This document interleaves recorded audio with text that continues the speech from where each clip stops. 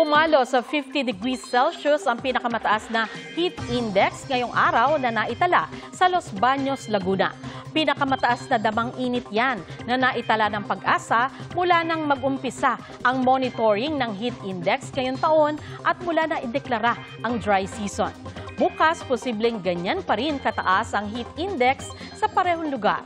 Inaasahang nasa danger level din ang iba pang bahagi ng bansa.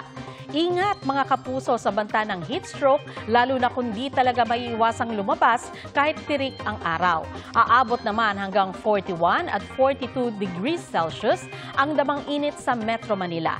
Sa mga babiyahe naman o may lakad ngayong weekend, Holy Week, naritong muli ang special weather outlook ng Pag-asa.